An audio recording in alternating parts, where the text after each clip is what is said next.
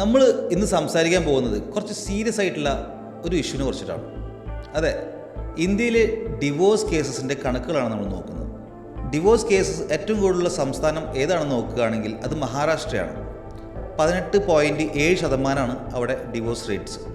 അതിന് തൊട്ട് താഴെ കർണാടകയാണ്. കർണാടകയിൽ 11.7% അവിടുത്തെ ശതമാനം. അതിന് തൊട്ട് താഴെ വെസ്റ്റ് ബംഗാൾ 8.2%. അതിന് തൊട്ട് താഴെ തമിഴ്നാട് 7.2%. അതിനും താഴെയാണ് കേരള 6.3% ഇവിടുത്തെ ഡിവോഴ്സ് കേസസിൻ്റെ റേറ്റ്സ്.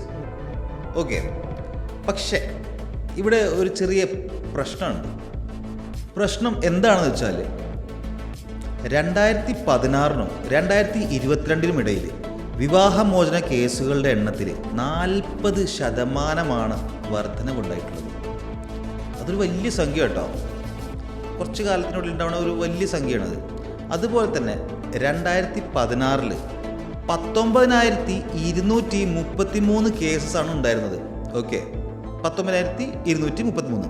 അത് 2022 വരുമ്പോഴത്തേക്കും ഉണ്ടാവുന്നത് 26,976 കേസസ്, ലൈക്ക് 26,976 കേസസ്.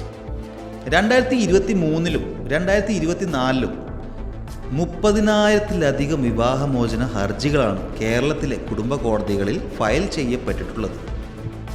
2023 ഇത് 33,535 ആയിരുന്നു.